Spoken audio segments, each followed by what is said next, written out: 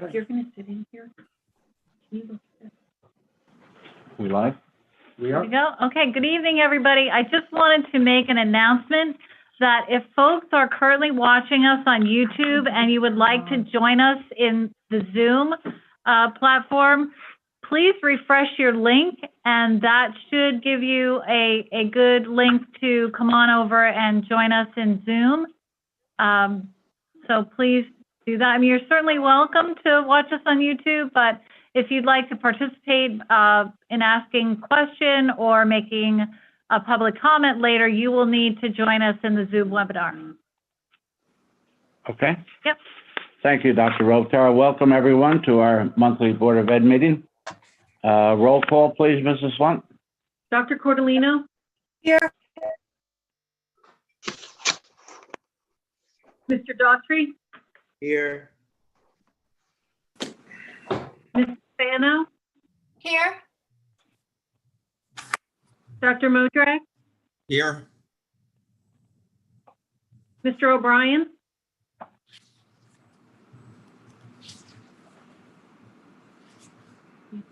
Mike? Mike, you're muted. Mike, you're muted. There he is. He's here. Mrs. Zuckerman? Here. Mr. Rappaport? Here. Alma? Here. Mr. Brown? Here? Mr. Joe? Here. Mrs. Rossnow?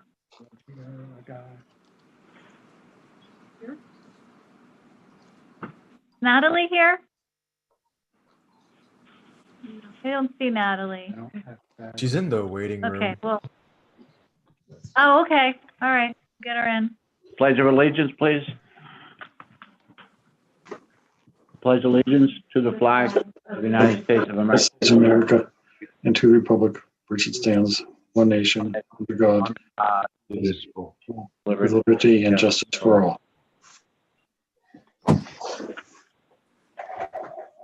Sunshine Law, Mrs. Slunt.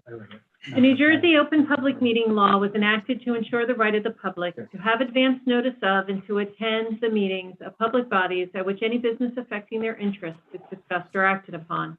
In accordance with the provisions of the Act, the Montville Township Board of Education provided public notice of this meeting, which included the time, date, and location that was posted at the Montville Township Municipal Building, all Montville Public Schools, the Montville Public Library, the Montville Township Board of Education Administrative Office Building, the district website, and advertised in the Daily Record, the board's official newspaper, on October 9th, 2020.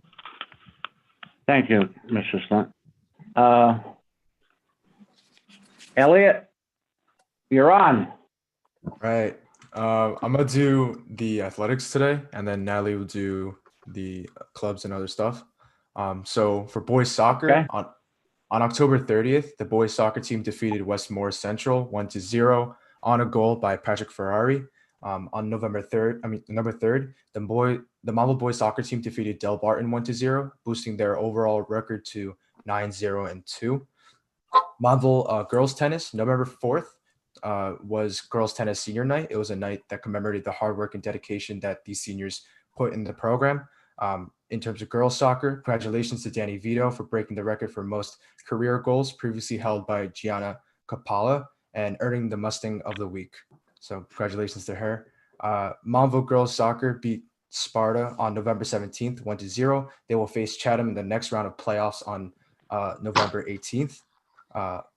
In Montville field hockey, on November 5th, girls field hockey won over Par Hills in an overtime by a goal scored by Gina Murata. Senior goalie Charlotte Weinstein made her 100th career save on November 9th. For cross country, junior Danny Gogorski finished off the season in 9th place overall in the state section. In a normal year, this would have qualified Danny for back-to-back trips to Holmdel. However, the group championship was canceled due to COVID, and the girls' cross-country team took 5th place at sectionals, and this also would have been a qualifier for the groups. For Montville football, the Mustangs defeated Roxbury for 41-7 on November 6th. The Montville football also defeaed High Point Wildcats 20-14 on November 13th. Lastly, I'd like to congratulate the seniors who signed their NLI to continue their academic and athletic careers at the D1 level. Ken Shimabuku committed to Sacred Heart, Danny Vito to NJIT soccer, and lastly, Bella Vito to UVM basketball. So that's all for sports. Now I will be doing the news and other club events. So the National Honor Society has announced that tutoring is now open for all high school students.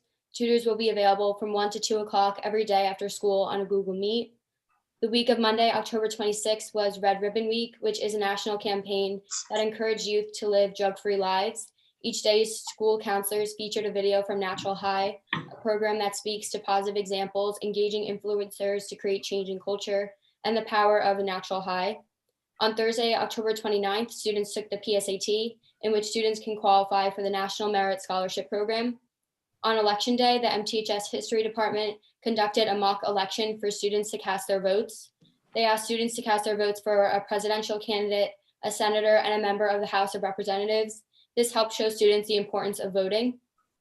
The MTHS school newspaper, The Podium, came out with their second edition for this school year on Friday, November 13th, which was about the election. This was sent out through Schoology. MTHS Broadway Night was on Friday, November 13th. It was streamed on MTTV's YouTube page and is uploaded for everyone to see. This past weekend, the MTHS forensics team competed in the second Newark CFL tournament. Montville placed second overall at the tournament. The MTHS Key Club Food Drive is an ongoing event that started on November 9th and will end on Thursday, November 19th. All donations benefit the Montville Kiwanis Food Pantry and help families in need in our community to have a special Thanksgiving dinner.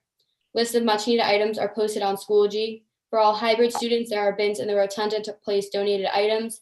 And for any virtual students, please drop off your donations in the plastic bin outside the doors of the rotunda. For future events, school photos for underclassmen are taking place throughout this week. The National Honor Society Fall Induction Ceremony will take place in the next few weeks. The ceremony will be pre-recorded and it will include videos sent in by NHS members. And lastly, there will be an early dismissal on Wednesday, November 25th, which will precede Thanksgiving break when schools will be closed on Thursday, November 26th and Friday, November 27th. That's it. Thank you very much. Thank you. Thank you very much, Natalie. You're welcome. Thank you, Elliot. Do we have any questions for our student reps, board members? Yes. Go ahead. I would ask, did they, the outcome of the mock election was discussed in their social studies classes, or what was it? The outcome of the mock election, Yeah. that was reported. So for the mock election, I believe students voted for President-elect Joe Biden to win by 6 votes, and then incumbent Cory Booker to win for the Senate, and then Mikey Sherrill for the House of Representatives. That was the results for the student mock election. That's interesting. Yes. Thank you very much, Natalie. You're welcome. Natalie or Elliot, don't we have some upcoming athletic events? I know that the county tournament or state tournament, I don't know if they have them. Do you guys know of any upcoming athletic Yes. events? So the girls soccer team, I think Elliot said they won their previous the first round of their state tournament. So they have their quarterfinal game tomorrow versus Chatham away, and Chatham is the 2nd seed in the state tournament. So that's for girls soccer. And then boys soccer today won their quarterfinal game for states versus Westmore Central. So they will now move on to the semifinals in the next, probably it will be on Thursday or Friday. And then football, they don't have a state section tournament to the best of my knowledge, but they have another regular season game on Friday at Jefferson. Thank you very much, Natalie. You're welcome. Thank you, guys. Anything else? Again, thank you very much for a very comprehensive report. Superintendent's report? We do have some presentations this evening, but I just wanted to quickly make some remarks. I know within the past week or 10 days, There's been a lot of rumors circulating throughout the state that the governor was going to make it mandatory for all school districts to close between Thanksgiving and the beginning of January. Not close, but shift to full-time virtual instruction. The governor has since on several occasions indicated that he does not intend to make that mandate.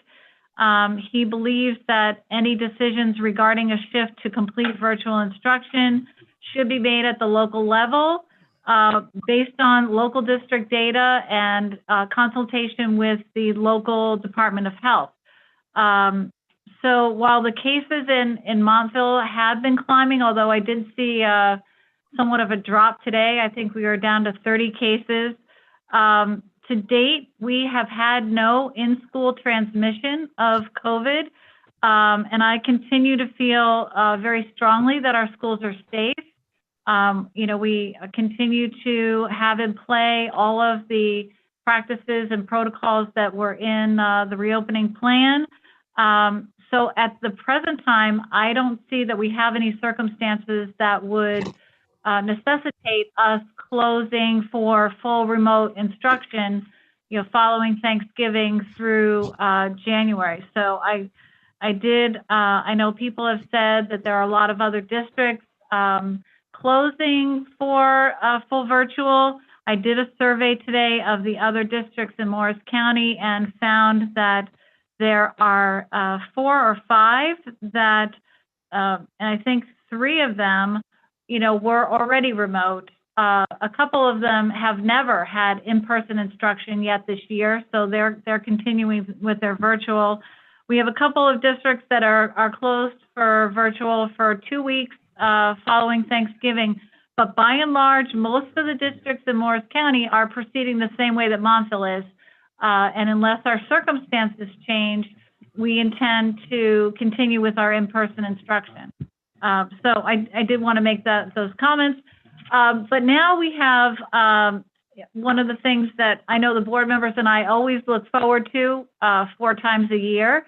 And I would like to turn things over to Mr. Nadzak to introduce the recipients of our Shoprite Stars for the first marking period.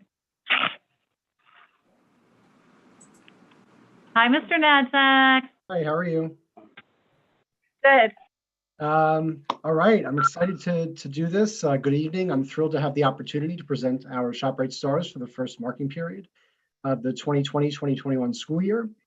Despite the fact that this presentation is being conducted virtually, I would like to speak on behalf of the entire school district and thank Sunrise Shoprite of Parsippany for continuing to recognize the outstanding young men and women in our school and building. As always, our Shoprite Stars were nominated by faculty members in one of 5 different categories, and the winners were selected by an administrative committee. In addition to the recognition of these wonderful students, Sunrise Shoprite generously donates $1,000 toward project graduation for the class of 2021. Please join me in congratulating each of our stars this evening. In the field of academics, congratulations to Ken Shimabuku.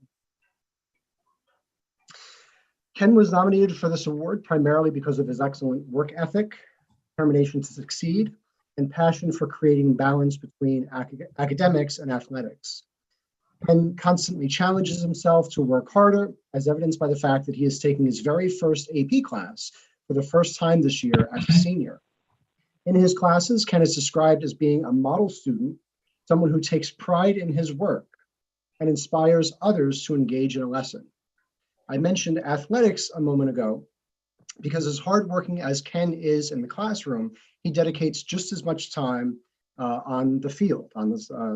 Specifically, Ken is a 3-year varsity soccer player, current captain of our state-ranked boys soccer team, winner of the winter track sectional championship for the 55-meter dash as well. Ken's participation in extracurricular activities goes one step further. He was one of the very first members of the Cultural Diversity Club and played an important role in recruiting new members when the club was created last spring. As Elliot just mentioned, Ken is committed to Sacred Heart University, a D1 school for track and field. While there, Ken plans to major in exercise medicine and pursue a career in athletic training. Again, congratulations.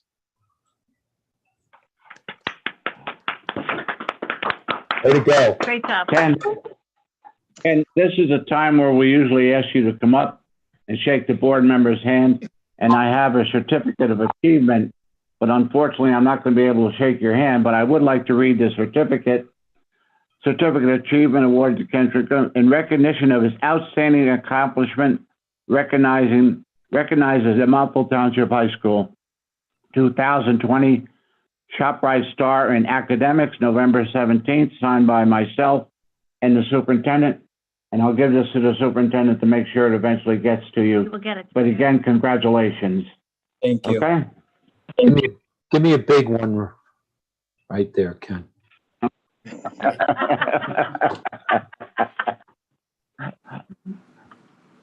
All right. In the field of athletics, congratulations to Danny Vito. Danny is a 4-year, 3-sport athlete participating on our soccer, track and field, and basketball teams. There is no question that you have seen Danny play or heard her name at some point over the course of the last 4 years. Danny helped lead the girls basketball team to our first ever Morris County Championship last year, owns the records for most single season goals and career goals in soccer for the building, and holds the girls' javelin school record as well.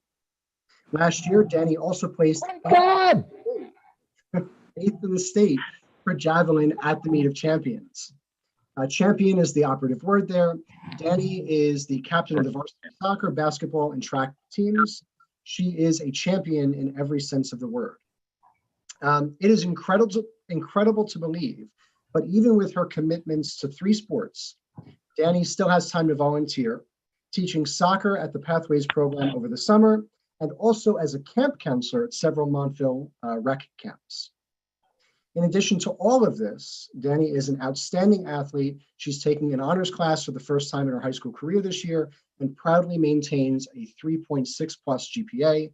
Danny has committed to play soccer at NJIT next year, again, a Division I school, and plans to pursue an art or computer related major. Again, congratulations. Again, Danny, congratulations. Certificate of Achievement awarded to Danny Vito in recognition of her outstanding accomplishments as at Montville Township High School, 2020 Shoprite Star for athletics. Having followed the basketball team for several seasons and the soccer team, it's a pleasure to watch you play, and I wish you nothing but luck at NJIT. You deserve it. You're an outstanding student, and thank you very much, and congratulations on your award. Great job. Thank you. All the board members, come on, give me the big one. We're going to have him locked up later. It's okay. That's what they do. Right, in the field of the arts, congratulations to Olivia Fazio. I am pretty sure that most students and faculty members know exactly who Olivia is, even if they don't know her name. I certainly fell into that category a few years ago when I saw a student walking through the halls during passing time, playing beautiful music on her ukulele. This was not a one-off occurrence. Olivia regularly shares the gift of her music during passing time as a way to calm the chaos and the noise. Olivia is also an active member of Art Club, Calligraphy Club, Chamber Choir, Women's Ensemble, School of Rock, and has been a featured artist during the last few Broadway nights, including the one just a few nights ago. A couple of years ago, Olivia was featured in something entirely different, however, 2 news articles. One article was written for Forbes, highlighted Olivia's work as a junior counselor at the Finding the Fabulous camp. This important camp taught strategies for ways to empower young girls to develop confidence and self-esteem. A second article was about a particularly contentious Montville Township committee meeting. At that meeting, Olivia courageously spoke up about a social media post and was quoted in the article. Since then, Olivia has volunteered with the Montville Township Committee, including recently where she helped efforts to get out the vote in the 2020 election. Olivia is still in the process to applying to several colleges and plans to pursue a major in art or music. Again, congratulations.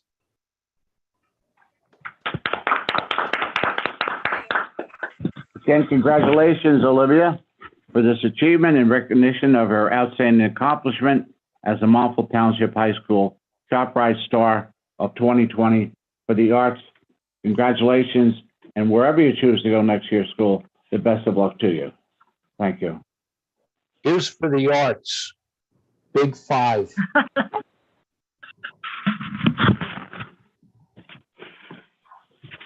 All right.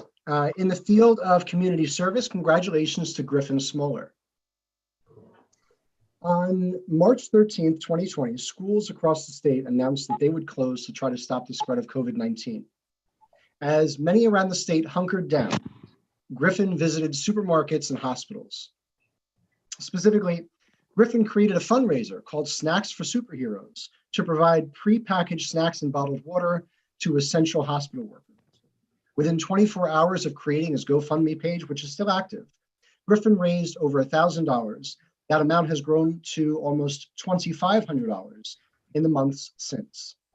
In addition to this incredible effort, Griffin is the co-cadet captain and EMT on the Montville Township First Aid Squad and activities liaison for REACH. Griffin is also this year's MTHS recipient of the Prudential Spirit of Community Award. Griffin is just as involved in the high school community.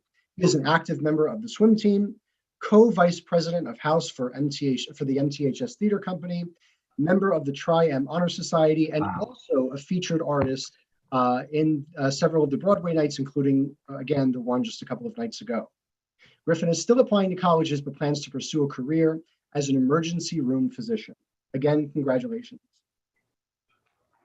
Great job. And Griffin, congratulations. The recognition for your outstanding accomplishment. Love it. Yeah, we keep you away from Mr. O'Brien. For the 2020 Shopping Star Community Service, thank you for everything that you've done so far and the best of luck in your college career. Thank you.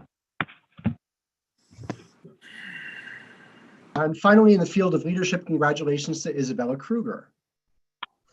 After 13 long years of outstanding participation in Girl Scouts, Olivia is currently working toward her Gold Award.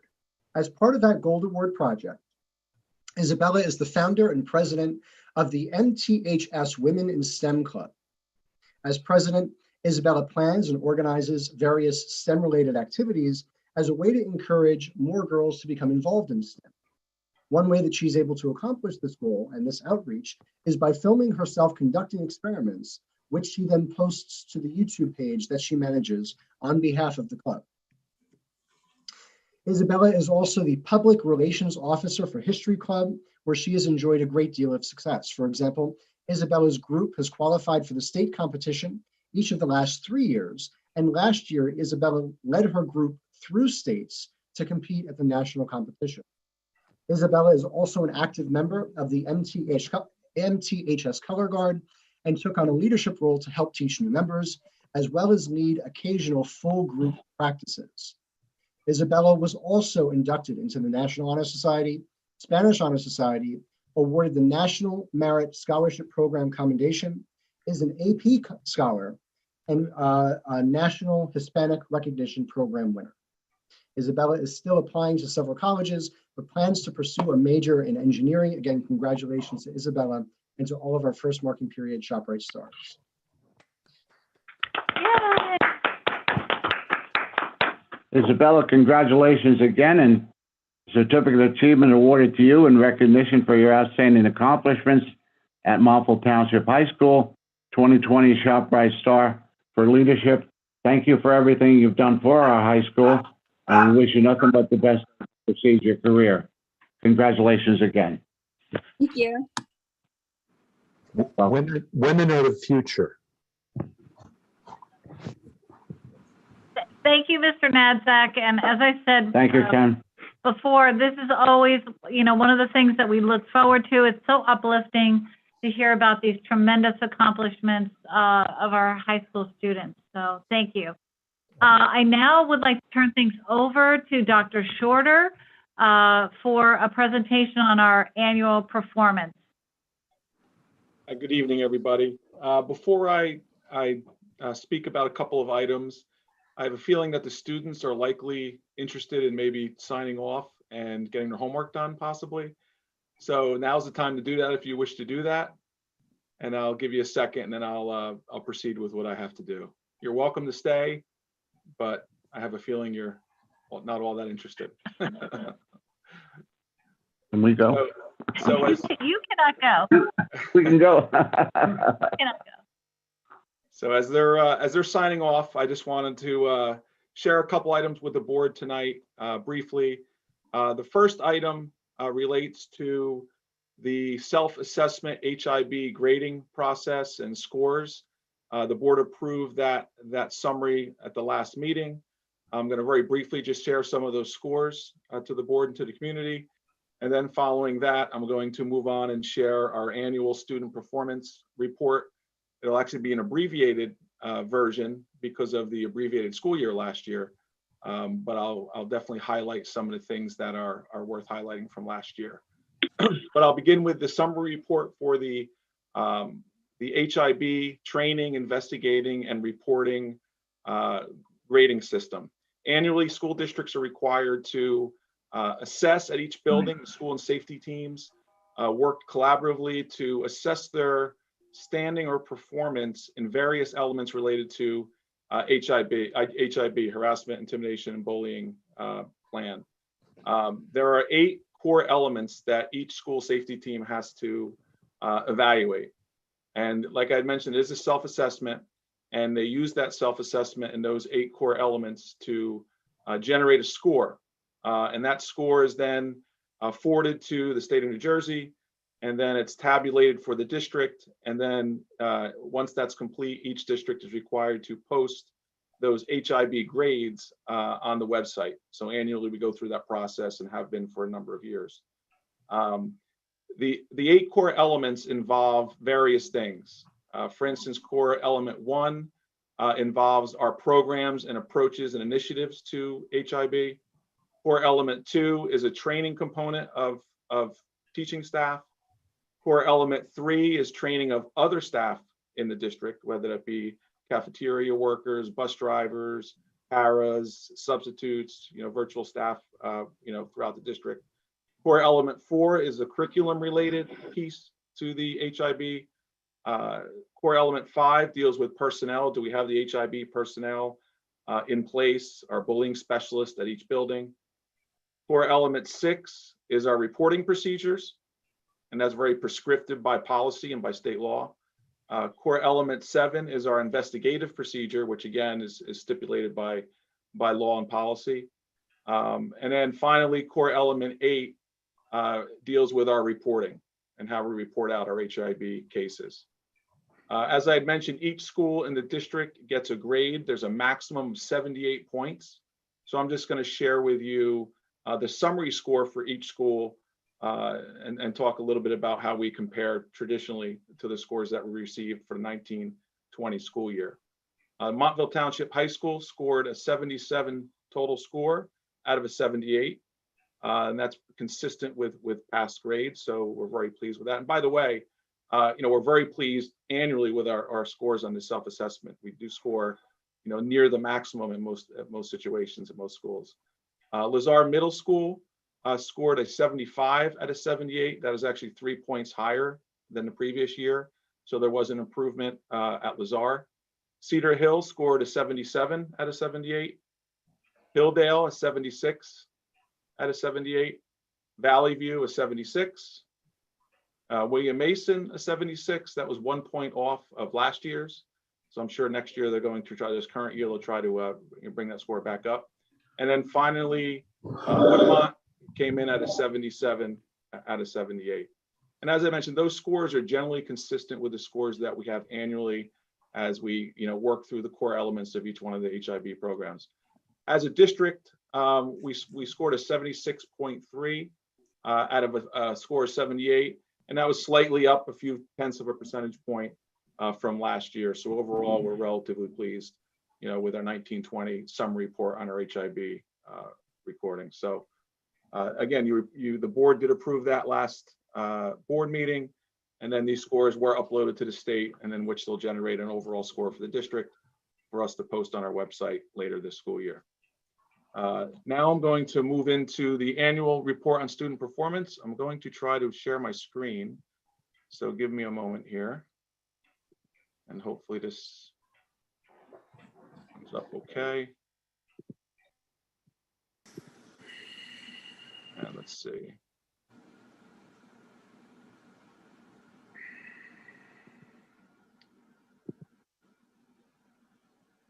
Are you able to see that? Yes. The report? Yes, I see it. Okay, great. All right, so as I mentioned, the annual school report for last year is going to be an abbreviated version. Let's see if I can, for some reason it's not moving through. Hold on.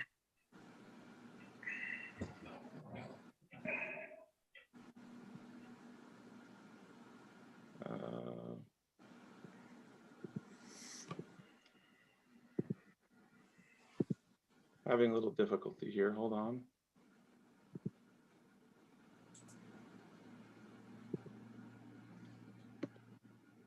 I hope it's moving through. Your screen should say NJSLA. Everyone can see that, correct? Yes, As most of you know, last year, right around standardized testing time, school districts were closed to remote instruction. Therefore, probably 5 or 6 slides each year is dedicated to our student performance on the learning assessment. We do not have that this year, obviously. The state of New Jersey still is indicating that we may be testing this spring. However, dates have not been established, so that it remains to be seen whether or not we're going to be testing on our learning assessment this year. So that you won't see this in this year's report. But I will highlight a few achievements that our students have been involved in. The number of National Merit finalists came in at 11. The number in the parentheses is what we scored last year, the number of students that we had last year. So you'll see in each one of these 4 areas, we did have more students, score out in these areas.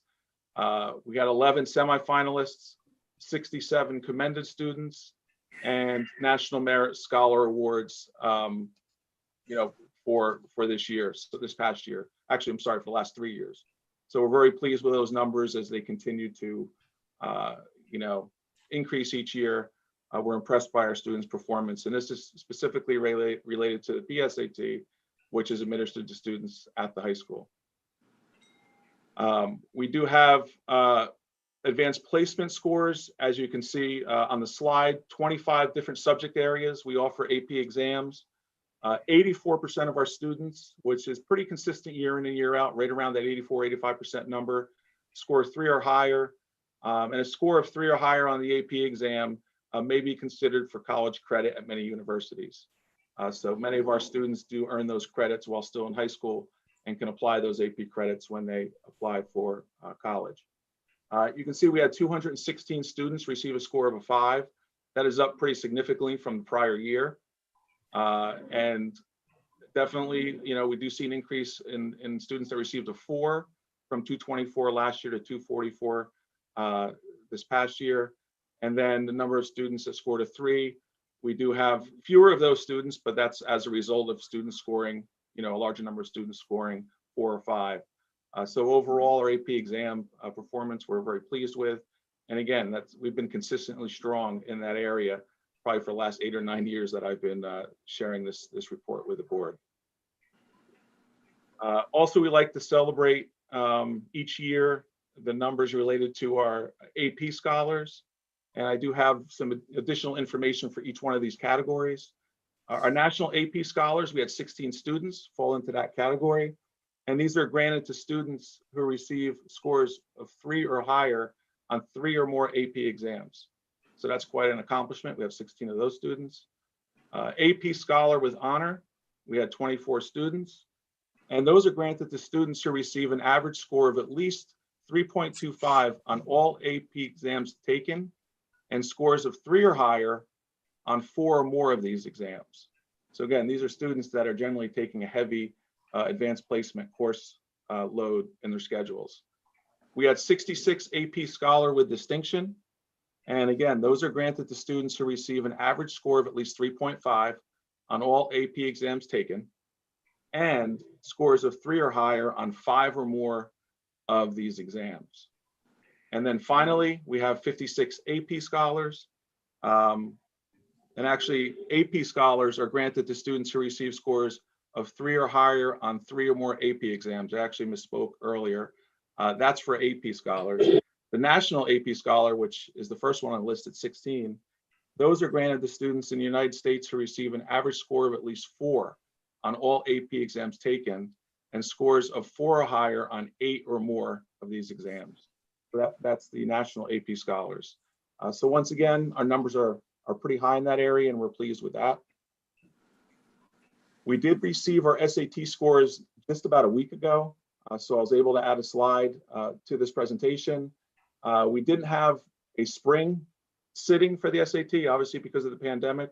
So these scores aren't, typically tabulated in the same way as they have in the past, but we do score traditionally around these numbers year to year, give or take a few points in each area. So as you can see, the evidence-based reading and writing of 585, which exceeds the state and national averages. And mathematics, we had a 606, as you can see. And once again, we typically exceed the state and national average on our SAT performance. There are years where I have ACT performance to share. We haven't received those scores yet, unfortunately. So, we don't have those for this year. One of the highlights of sharing this with you is some of our student accomplishments. It seems like every year I talk a little bit about the forensics team and their performance and ranking. And as you can see there, they're ranked in the top 1% of schools nationwide. And we traditionally perform very favorably in national tournaments with our forensics team. So we expect continued success there. We had a student ranked among the top 10 national finalists in the National History Day competition. So it's great to see that those individual student performances. We also had a student who was selected to have art displayed at the National Conference of Education of Ceramic Arts. So that was a heck of accomplishment for that student and recognition. Our marching band was highly rated in the Tournament of Band competitions, and we always point out the achievement. It's a very consistent program that we have, and our marching band always makes us proud each year with their performances. As a recipient of the New Jersey Governor's Award in Arts Education and Singing, the student was chosen to perform at the 2020 Governor's Award ceremony and at the NJEA State Convention. So once again, we do have a number of students who achieve at the highest levels in various clubs, academically, through forensics, through marching band, and through various academic activities. Also, very successful athletic year last year, albeit we did lose our spring sports. So this list is a little bit shortened this year for mostly fall and winter sports. But as you can see, we had sectional championships in wrestling and soccer. Outstanding accomplishment for a Group 3 state championship in wrestling, which was tremendous. The last team standing in Group 3 in the state. That's quite an accomplishment. Boys soccer, girls basketball, and bowling had conference championships. Tournament championships in bowling, and the girls basketball team last year, as all of you know, had a tremendous year and walked away with the county championship. And of course, our cheerleading competition cheerleading were national champions in their category. So annually, we have outstanding athletic team accomplishments. And just to continue that to more individual accomplishments, we had 4 student athletes earn individual Morris County championships. 2 wrestlers eclipsed 100 career wins, which in wrestling is quite an accomplishment. We had a bowler score a perfect game last year, 300, and we had a 1,000-point score in the girls basketball team. So while it was shortened 2 seasons out of typically 3, it didn't slow our students down as far as reaching heights in their athletic performance. Our graduating class of last year, 91.9 went on to attend college or university. You can see it's split between 4- and 2-year schools. 83% of our kids moved on to 4-year schools, 8% to 2-year schools, and then there's about 8% of our students move on to other areas like business, military, employment, and some with a gap year. So again, these numbers are generally consistent. We did have a few more percentage points, I believe, of those students attending 2-year colleges. And that may be related to, some of the events that took place last spring with the pandemic and things like that. And every year I do like to share a few slides of the acceptances for the past 3 years of students in our colleges. And as you peruse that list, it's a nice diversity of schools that our kids are getting accepted to. Many of them top schools and are very familiar names. But we're very proud of our students, of most of them getting into the colleges of their choice. And that's really one of our goals as a district, as our students move through our K-12 school system. So that wraps up the abbreviated presentation tonight on our student performance report for the year. Any questions? Yes, Mike. Do we have any long-range information? This was very impressive. As always, we have a great student body and great teachers. But do we have any long-range information about when you said AP courses, some colleges accept some of those? Have we sampling of the colleges that accept those credits? All right, is it, I don't know, if we know about that. And I'm curious if they are accepted for a credit for some course. Do they not attend the course, and do they pay for the course and not attend it? I don't know how that works. That's a serious question. Really, okay. My experience, and even Andrea or maybe Renee, they might be able to add to this also, but I think most colleges do accept advanced placement credit. It may vary of what score you need for them to accept credit. Some schools may accept a 3 as credit, which, if you have enough AP courses and if you scored 3 or higher, sometimes you can enter school as a second semester freshman or first semester sophomore. It's possible. But depending on the school, some may only accept 5s, top scores on those for credit. Some other schools may accept, even a 3. So that's my understanding. I don't know if we have long range data on schools that each individual college has different standards. But my experience, they do accept AP credits at most schools with various, weightings of scores between 3 and 5. Does the guidance department at the high school keep track of what happens afterwards? Okay, is there like data or statistics on any of that stuff? I don't know about specific to AP courses, but I know well, just in general. Yeah, and I AP. I think Andrea. I know that Andrea has worked with Leslie Scheckman, the director of school counseling, and I know they've done some long range survey data with graduates, and whether they're prepared for college or they felt like they were prepared coming out of Montville Township High School. When they've graduated college, how many years it took them, things like that. We do our best to collect some of that data. Andrew, correct me if I'm wrong, or if you have anything to add. I don't want to make work for anybody, right? But I'm just curious, as the students go on, what information we have about how they're doing. Okay, I don't want to make a project out of this, just as if there is some afterward information. Right. Okay. Anybody else? Thank you, Dr. Shorter. All right, thank you. Thank you. Presentation. Dr. Rothar. Oh, that concludes my report. Okay. We have some good news on the agenda. Jason Mao, right? Yep. For his perfect score in the Math League High School. Any suspension reports? No. No. Okay. Business Administrator's report. Any report, Katrina? No report. Okay. Committee reports. Finance, Karen. Hi, Charlie. Thank you. So we did have a meeting right before we began our board closed session tonight.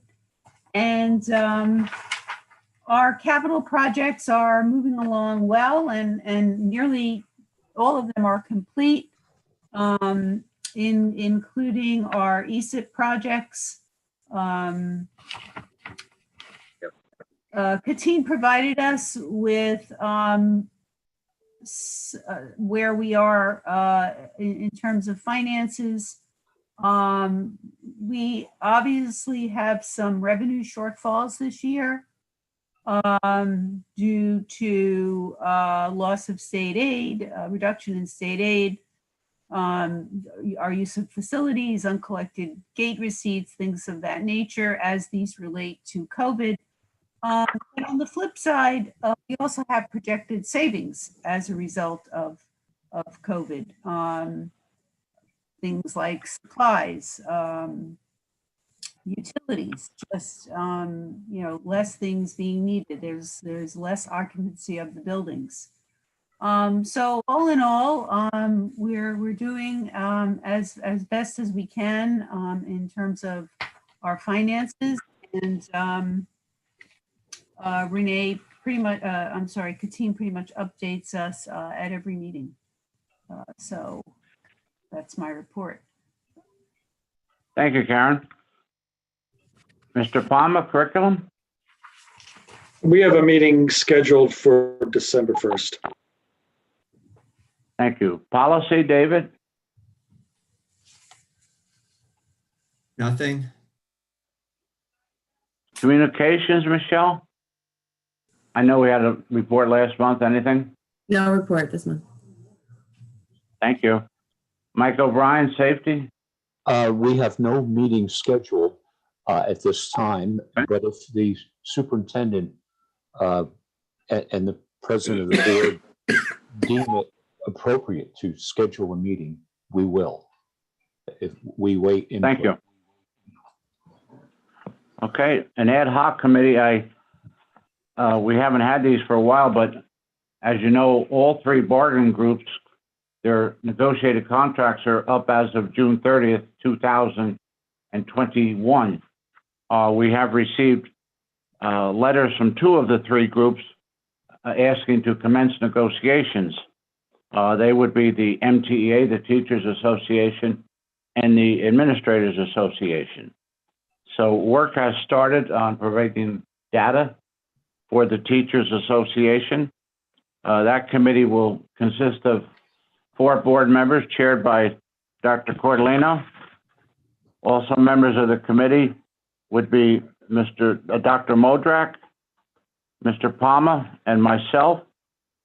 The administrative representatives would be Dr. Rotar, Dr. Shorter, Mrs. Slunk, and we also have our professional negotiation, Mr. Andy Brown. So the board members will be getting copies of the various contracts to evaluate, and then with that, we'll put together our proposal and set up a virtual meeting, and the administration will keep the committee in the loop. The other 2 groups, I've asked board members to contact me, and we will be setting those groups up at the next meeting or 2. Delegates, Karen, for the school board. New Jersey school boards. I just want to remind board members that this Saturday is the semi-annual delegate assembly. At the delegate assembly, policy is approved that helps guide New Jersey school boards in all of what they do, and in particular, their political advocacy. It will be conducted virtually, and you are welcome to attend. Also, I'd like to bring to the board's attention that Governor Murphy has nominated Dr. Angelica Allen McMillan to become Commissioner of Education. And if the name sounds familiar, it's because Dr. Allen McMillan has served for the past couple of years as the Morris County Executive Superintendent. She's well respected, very personable and knowledgeable, and we all look forward to developing a relationship with her. Mike will report on Morris County school boards, but I also wanted to bring to everyone's attention that the New Jersey School Board Member of the Year is Irene LePay, and Irene lives in Boonton. Irene is a very dedicated board member from Boonton, who I have developed a close friendship with. She's extremely knowledgeable, very dedicated, and is a very deserving person of that recognition of School Board Member of the Year. So congratulations to Irene. And that concludes my report. Thank you.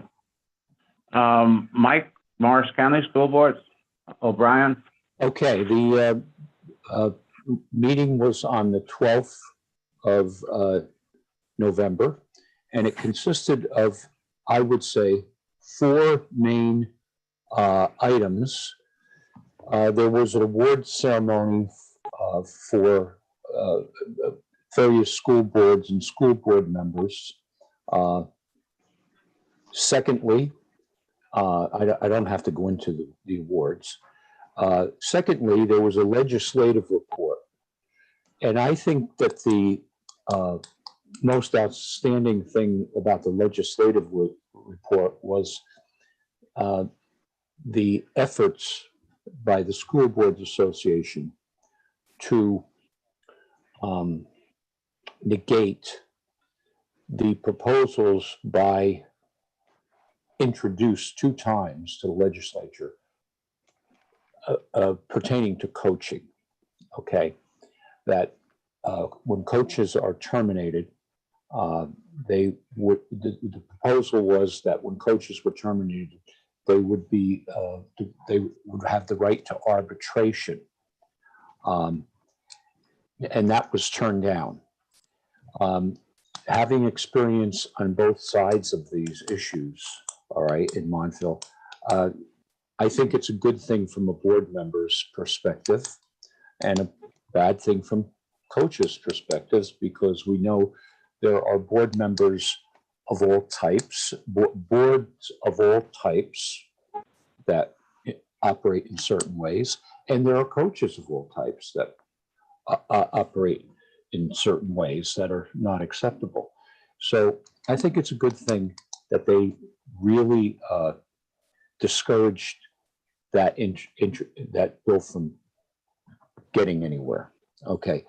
There was a presentation. The third thing is there was a presentation by a representative of the United States Marine Corps, and that was pretty lengthy about opportunities and with the Marine Corps.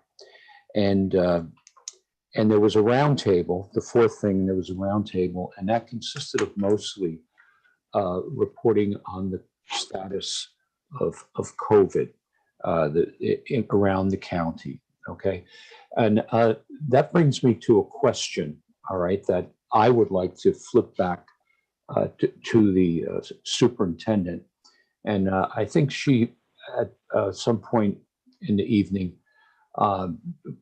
at what point I don't know, referred to just all the few districts that are closed in the county. Most districts are open, and I would just pose a question: is it a generalization, that a valid generalization, that there are more urban districts than suburban? Like our town is very spread out. Is that like an urban center issue, that the schools are closed, or is that a generalization that you could make? Mike, why don't you finish your? No. She would say no, but if you have any other questions on that, we can do it at the old business. These are just committee reports. Yeah. Okay. All right. Thank you. All right. Go ahead. Yep. That's it. That was the four items. Yeah. Okay. That's it. Conclude. Mr. Rappaport, Ed Services. Yes, we met last week. And there's only a couple of items of note I was going to bring up. The first is that transportation is a moving target, as some school districts open and closed due to various reasons.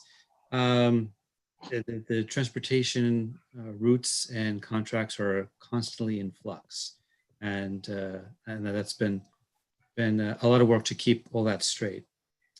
As far as the main building is concerned for ESC services, they have the Casper system, which is a air filtration system, has been fully deployed to the school now. And they're going to take the portable units that had originally brought in at the start of school. They're going to move them to the offices. So for the administrative staff, that provides just an extra layer of protection for everyone in the school.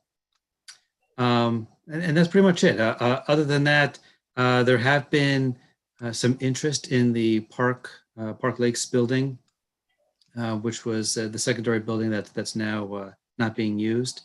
And even with the COVID and lockdowns and things, there has been some interest. So that's still on the market, and hopefully something will come through soon for that building. And that's really it. It was a pretty short meeting. Thank you very much, Michael. Drug awareness, Mike Palmer? No report. The committee's been essentially dormant since COVID. Okay. Thank you. Liaison the athletic boosters, Mr. O'Brien? The athletic boosters met on November 4th.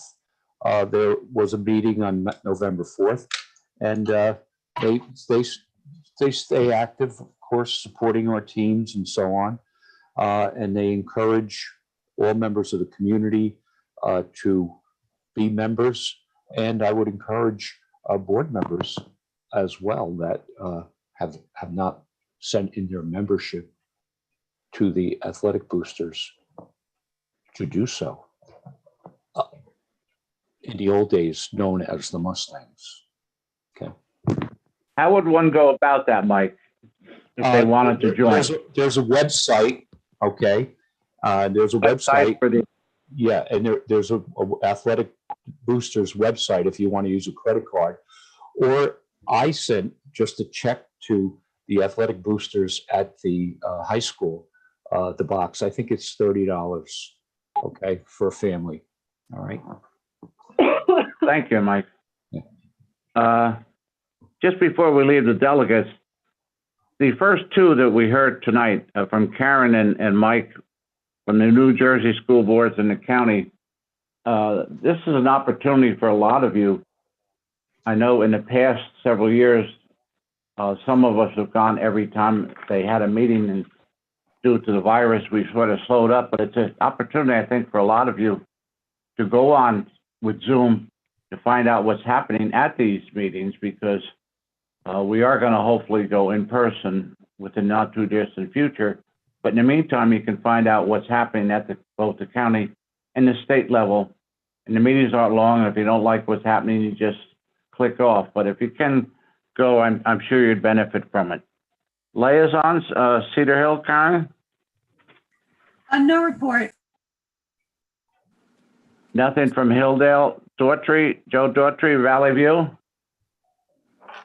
Nothing to report. Christine Mason? Nothing to report. Their next meeting is this coming Monday at 7 p.m. Great. Thank you, Christine. Woodmont, Mike Palmer? No report. And Lazar, we have Dave and Michelle. Michael. And Michael. Yeah. There is no meeting. Dave and Mike. I'm sorry, Dave and Michael. Yeah, there is no meeting, but I will mention that they are trying to get their yearbook photos squared away. They still haven't planned on when they're going to take photos, how they're going to get it accomplished, but they also have an app that students can upload their own photos. So I would encourage students to take advantage of that. Very good. High school, Mike O'Brien and Michelle Zuckerman. Michelle, you gave complimentary. The PTC Michelle Zuckerman. the PTC is Go having ahead, Michelle. a virtual meeting this Thursday, the 19th, their first virtual meeting of the year. And just want to reiterate, they're still selling the commemorative 50-year apparel and spirit wear, which is available. If you go to the PTC website, there's links to go ahead and purchase that. And it really is, a great design and something nice to think about getting. It should be 52 years. Montville High School has been in existence 52 years. The first principal is Dr. Arthur Dermer, and the files in the board office will show that he was the first principal of Montville High School. So continuing. Mike, you're really wound up tonight. Yeah, well, it's facts. Take your medicine. Michelle, Took your medicine. can you attend that meeting, because there's 3 meetings. I think one Montville meets the same night, and there's another meeting that's very important that night. There's a lot of meetings that night. Okay. I would be there. Okay, I'll attend one of the others. Okay. All right. I just want to help you out, as much as I can. No, You always. it's well appreciated. Yeah. Yep. Okay. Oh, by the way, when the meetings are virtual, the county meetings and so on, if you want to go, they'll feed you. Okay, so that's a plus when we get to the meetings going back to in person. That's a good thing.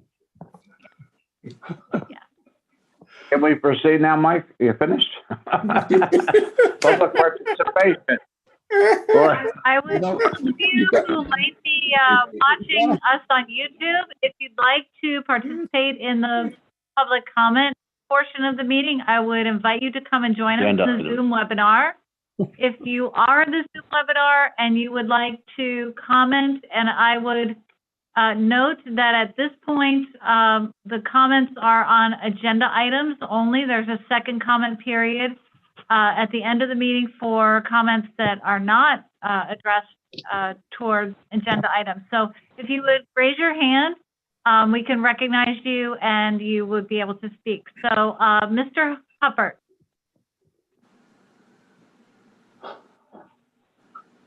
Hello. Okay, good evening, everybody. I hope you're all doing well. This is John Huppert, the MTEA Vice President. I'd like to congratulate the Shoprite Star Rewards winners from before. I had a lot of them as students, and it's really nice to see them so successful. So congratulations to those winners. I'd just like to make one comment, if I could.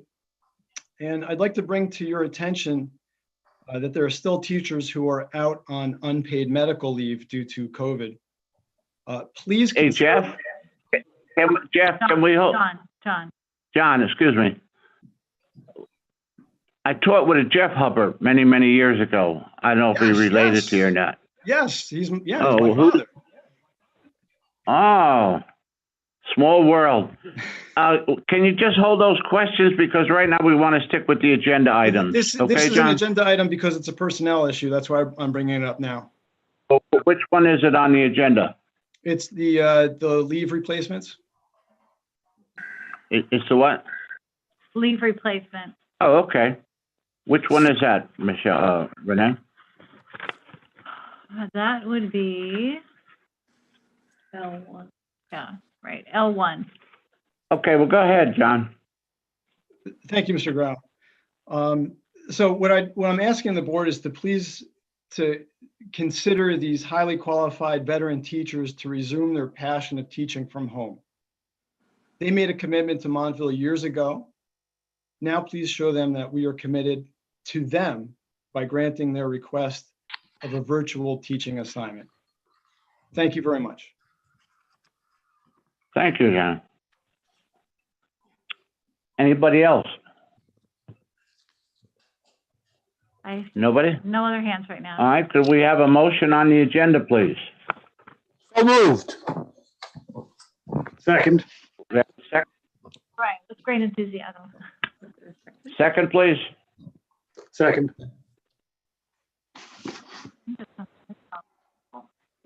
Got that? We think so. All right, we'll go through it like we normally do. Minutes, Any comments? J, there's no action. K,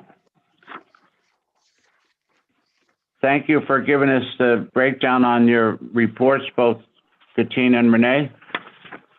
There's a lot of verbiage here, and I like the way you summarize it. L, M,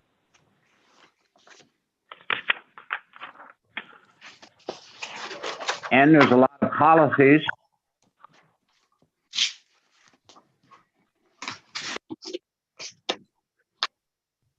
For the second reading. Okay. Any comments or questions, board members? All right, Katine. Mr. O'Brien, Aye. Mr. Palma, Yes. Dr. Cordolino? Karen, you're on mute. Yes, sorry. Mr. Daughtry? Yes. Mrs. Spano? Yes. Dr. Modrak? Yes. Mr. Rappaport? Yes. Ms. Zuckerman? Yes. Mr. Grau? Yes. Item, there's no closed session. Section Q, any old business? R, any new business, general comments? The next board meeting is on December 1st and followed by December 15th. And I know the Education Committee or Curriculum Committee is meeting early on the 1st. All right, public participation is an opportunity, as Dr. Rosetar mentioned, that to speak about anything that you would like to speak. Just identify who you are. Donna DeMarco? Give me 1 second. Yes. Sorry. Hello? Yeah, hold on. Mark's bringing her in. Okay. Hold on. Can you hear me? I'm sorry. We can hear you. Yep, we can hear you. Thank you. Thank you. Donna DeMarco. I teach at Lazar Middle School.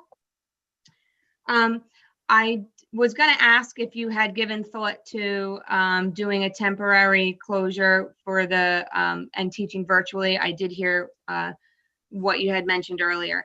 So what I am going to ask is if you maybe reconsider your thoughts on that, just in terms of with what's going on in the community. I know you mentioned that right now, I think you felt that the numbers had dropped, but I believe there are some other situations going on. And I think the numbers are actually on the rise in the community around us.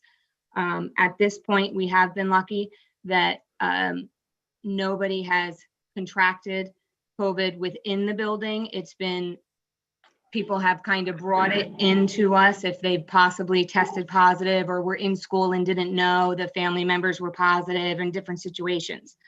But as this continues, we're kind of putting the faculty who has been there day in and day out and doing our jobs and adhering to the guidelines, we're starting to put us at risk a little more.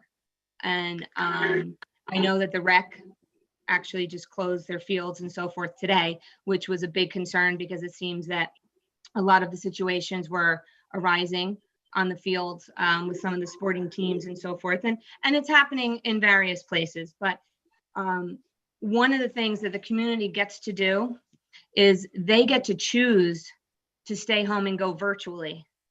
So if they think somebody is ill in their family or that somebody isn't feeling well or that they want to go to Florida or that they want to go to Thanksgiving with their grandparents, they're choosing to stay home for 2 weeks and work virtually or attend classes virtually. And then they can hopefully continue and quarantine themselves when they get back from that event and stay home for another 2 weeks. The faculty, like myself, we don't have that option. So for the other community members who maybe aren't being as truthful and are sending children in, knowing that there's a possibility of things going on, that's putting us at risk. And with the holidays coming up, we've been kind of given this message of we should be professionally responsible as the holidays approach. And when the holidays come, we should be professionally responsible. We've heard that phrase a lot. And basically what's happening right now is we're being asked to choose between our families and work by being professionally responsible. And that's a little difficult because at a time like this, with this pandemic going on, family is kind of important. It helps us with our mindset, being around people and supporting us. And that's, it of course goes both ways, but I'm also one of the people who's in a position that, I'm sorry for getting emotional. I lost my mother this year.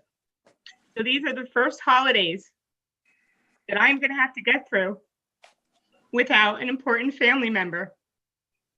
But now I'm having to choose between work and being professionally responsible or being with my family who we need to be together. And that's really unfair. It's unfair when the community at large is all part of this and we're part of that community. And as our students and their families get those opportunities to take their time and, oh, I'm going to stay home for 2 weeks. I'm going to stay home for a week. It's wonderful that they can, but your staff that has been there day in and day out, we don't have those opportunities. So it would be nice, as if we see numbers continue to rise, that we consider doing a possible temporary shutdown. And it's not like education won't happen, but that we can all, the community at large, the faculty, the children, and the families, have that opportunity to be with their own families, to be safe, and to quarantine, and come back together new in mid-January, when hopefully everybody's done what they should be doing. So I'm just asking that it's something Donna. to consider. Okay, we have some other people. I know you've gone over our limit, but thank I'm you for sorry for sharing your going over thoughts the with us. limit. And that's all right. And I know, as Dr. Rovitar indicated at the beginning of the meeting, we are monitoring, she is monitoring this with her staff very closely, and we will watch every indicator that comes along. Okay? Thank you. I hope we also Yep. continue to inform the community and not just the individual schools, but thank you. Scott Riotto? Scott? Good evening and thank you. Scott Riotto, Roxbury resident, MTH history teacher, MTA president. I hope you and your families are well. I'd like to congratulate the student Shoprite Stars on outstanding achievements. And I'd like to wish all of you a happy Thanksgiving as best it can be. There is certainly a lot going on.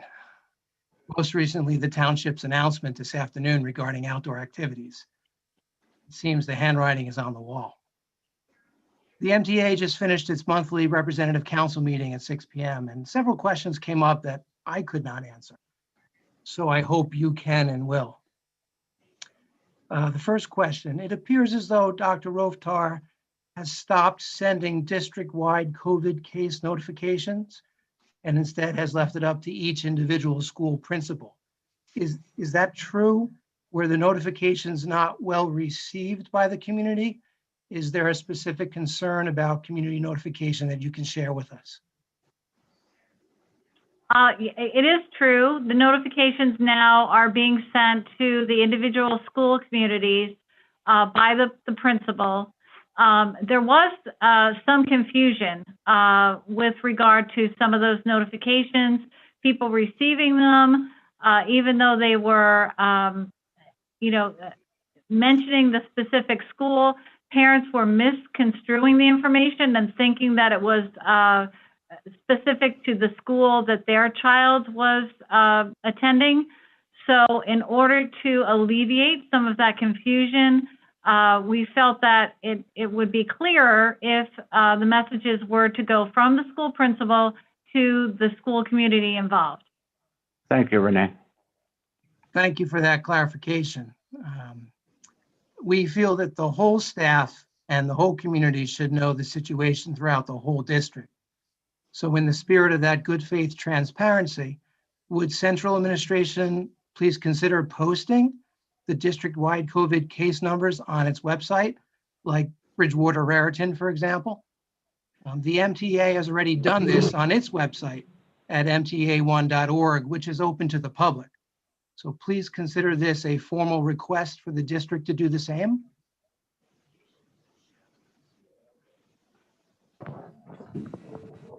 You want me to respond or you want? No, thank you for making that suggestion. We will take that under advisement.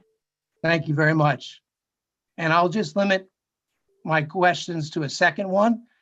The second one I couldn't answer is why are you all still not wearing face coverings in that room when it's mandated in the schools? The MTA feels that that sets a bad example for the students and the staff and the community. It's just the optics aren't good. You know, I have an in-person class with only 3 students in a classroom much bigger than the conference room you're sitting in. Yet we all wear masks all the time because that's the rule. It puts an additional strain on my voice because I have to speak louder and be sure to articulate and enunciate, but it's worth it. So please consider this a formal request for you to do the same.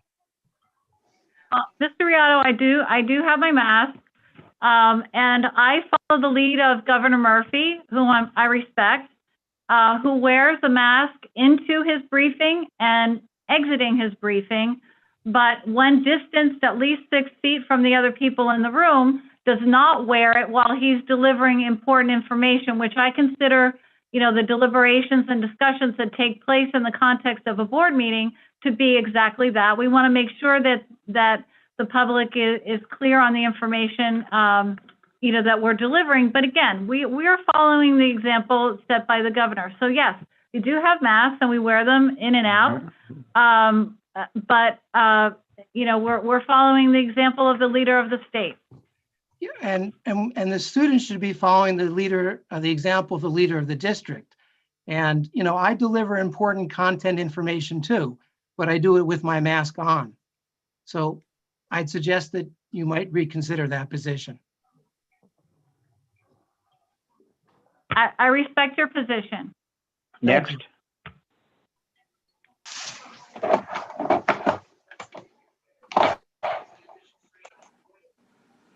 Mr. Hubbard? Okay, good evening again. Thank you very much. I'd like to share a personal story with you of my recent COVID quarantine. It was a result of a Montville community member's disregard for the health and safety of myself, my family, my colleagues, and the students of Lazar. This community member's family was homesick with COVID, but chose to send their symptomatic child to school. Because of this poor choice, I, along with a number of other students, had to quarantine for 14 days. Since the beginning of the pandemic, my family and I have taken safety very seriously. We avoid stores and large gatherings, and we've even chosen to keep our kids home from school. We've taken these steps so that we can stay safe and my kids can still see their grandparents. We were not able to do these things during my quarantine. My children's Halloween trick-or-treating plans were changed because I was exposed at school, and I could not go to my son's basketball and soccer games. And I had to pay out of pocket for a COVID test and a follow-up doctor's visit. I'm sharing my story because I'm not the only teacher that has had the same experience. As teachers, we have worked tirelessly to provide the best education for our students while adjusting to a new way of teaching. On top of this, we make sure that students are safe to the best of our abilities. We cannot do this when parents send their children to school with symptoms of COVID or while waiting for test results to come back. As the numbers of cases of COVID rise in New Jersey and in Montville, we see that people are still participating in parties, sporting events, and other social gatherings, many times without masks. As the holidays approach, we are worried that more of these gatherings will happen and put the teachers and students at a higher level of risk. Teachers should not have to worry that they are bringing more than work home with them each night.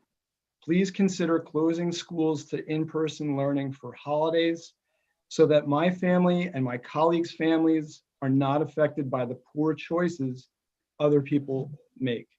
Thank you. Thank you, John. Jamie Novak? Hi, can you hear me? Yeah. Okay, I was having trouble figuring out how to unmute myself. I hope all is well. I just have a quick question.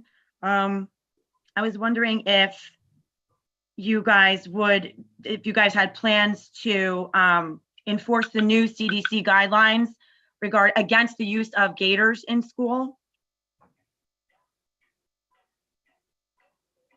I have not seen those guidelines, so I will have to review them.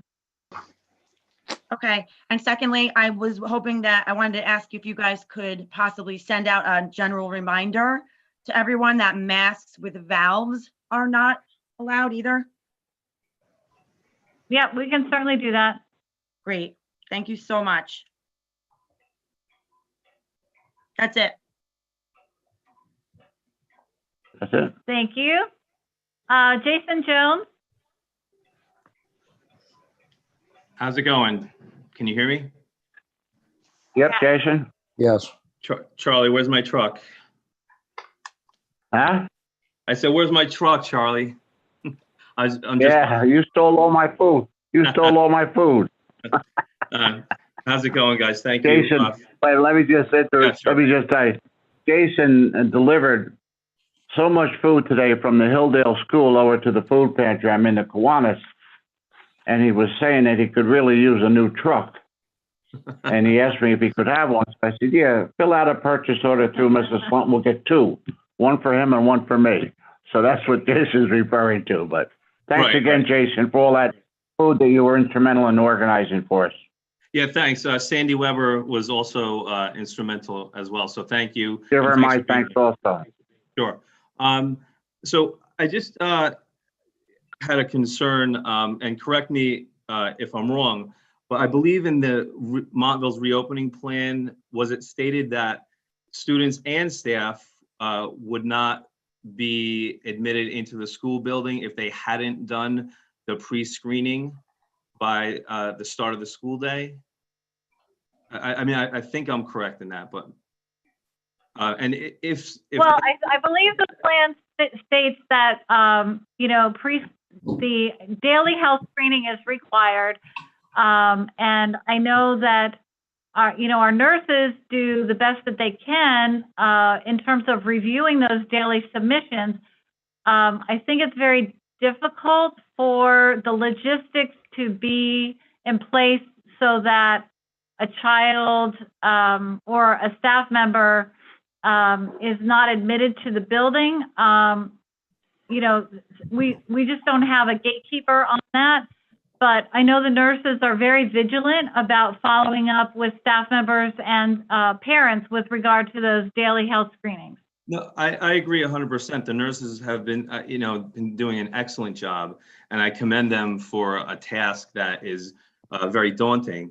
It's just concerning that, some kids and even staff members are coming into school. They're there for over the 15-minute time period before, they can be screened by the nurse.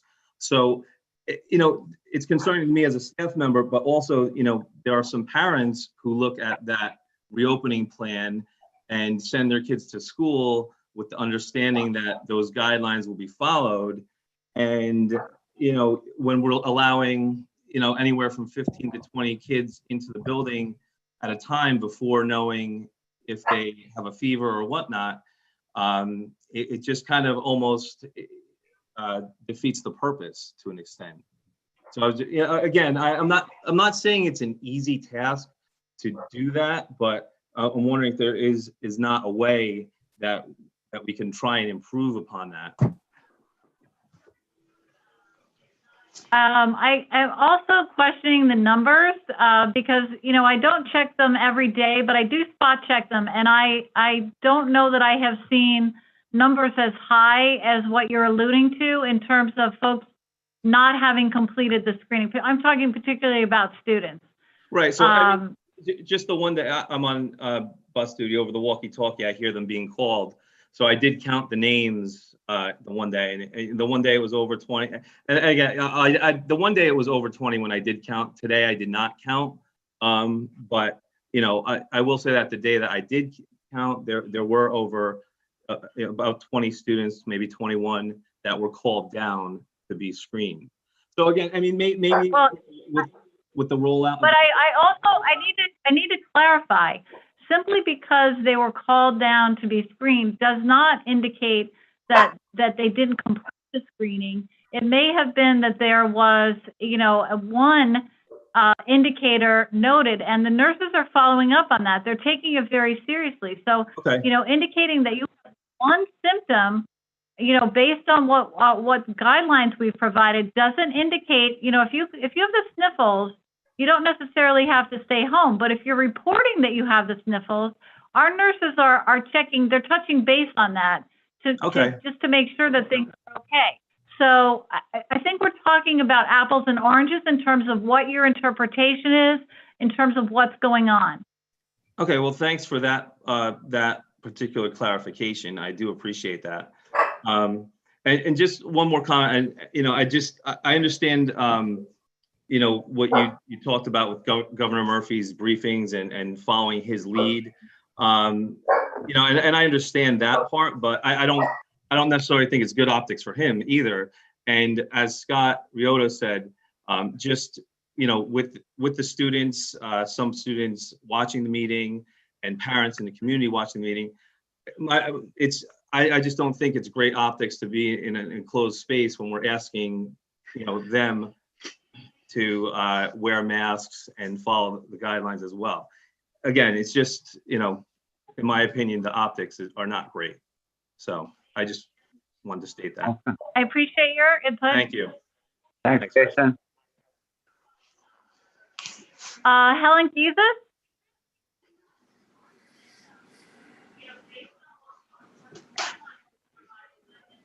Hello? I hear her. How are you? Can you Good, hear me? Helen, how are you? Good. Yeah.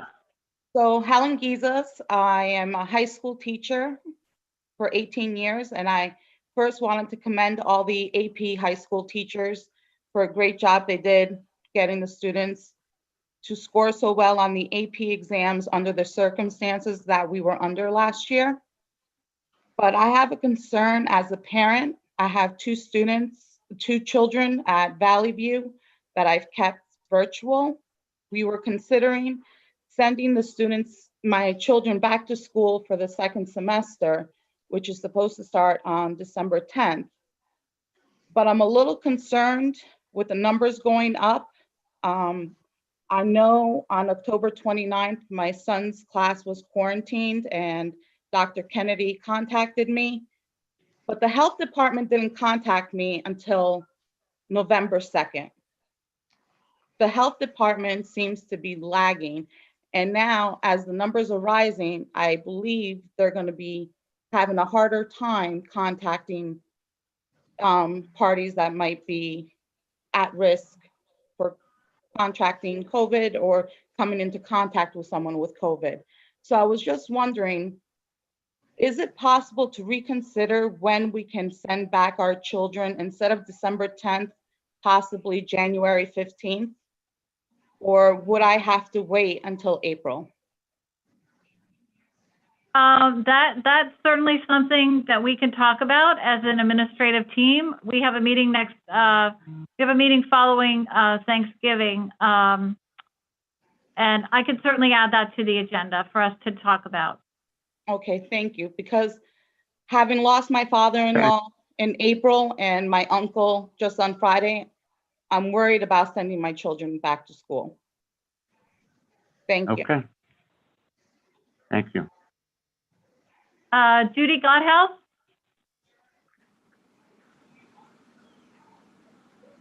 Hi there. I'm glad to see that you're all doing well. Quick question for you.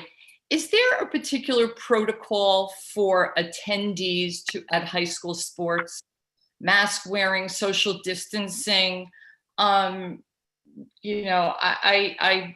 walk all the time, and part of my walk is on the track. And there was a football game, I guess it was Friday night. And there were chairs that were set up on the track that there was no social distancing there. And I just got concerned. And I don't know if there is particular protocol for the people who are attending these events. Yeah, we do. We definitely do have protocol. There are actually signs on the fences at the high school field indicating that masks are required. We do our best to reinforce that when folks are in attendance at games. Social distancing, there are spots marked off on the bleachers to help people appreciate what 6 feet looks like. Again, if folks attend as part of a family, then they don't need to social distance, but there should be distance between those family units. With regard to the chairs on the track, I think they're twofold. There is a group of them that are for the marching band. Right, I saw that. So, they sit there, and I don't recall if we provide chairs at either end for the teams, because they're no longer going into the locker room at halftime.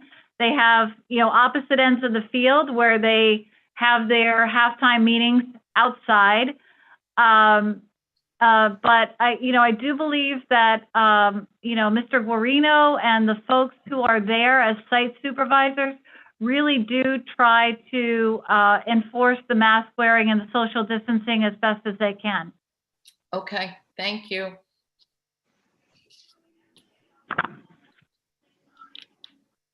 I do not see any other hands.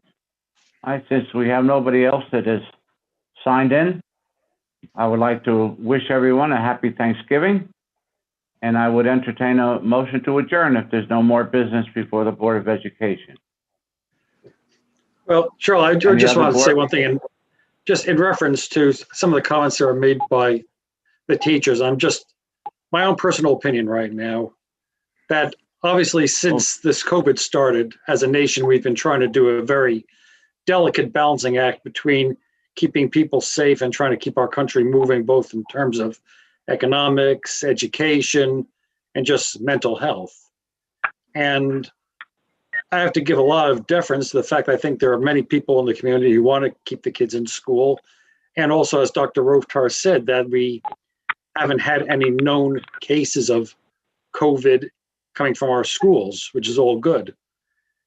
The only thing I just want to say philosophically is I think that coming off this vacation, I think we need to be prepared for a very, very quick hook at the first signs of any rise whatsoever or anything that could be problems, because I'd rather be safe than sorry. And I like to keep the kids in the school, but I also don't think we can take a wait and see attitude if it looks like maybe things are crawling up, so let's see what happens.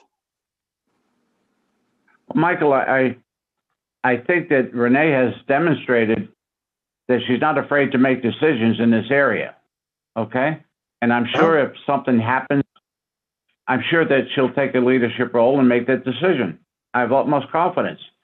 For us to sit here right now, and I know a lot of things are being said about people coming back from colleges and this is going to be party time. I think we will address it when it comes, but right now our numbers are not there. Okay? No, they're not. And I agree All with I'm saying is, right, all I'm saying is let's be prepared and not be prepared to do a quick hook. It will, but hasn't that been demonstrated? Once something happens, it's been taken care of? I think so. Okay. I have confidence.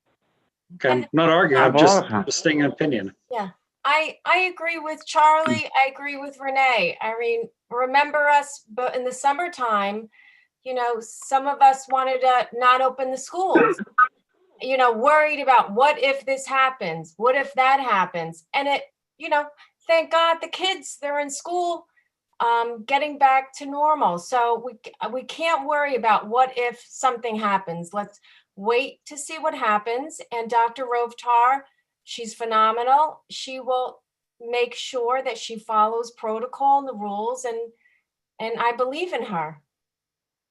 Plus, we meet in 2 weeks. 2 weeks? Yeah. Mm-hmm. We meet 2 weeks from tonight, so we can see what's happening. Can I say something too? I would just, Sorry, who's that? Michelle? It's Michelle. I just would urge all members of the community to take it very seriously and remember that you're putting it's not just yourself to think of with this, it's the people that you're in contact with and some of the points that were being brought up. I just think that it's really important that we work together as a community to keep everybody safe. Students, Well said. teachers, everybody. Well said, ma'am. Thank you.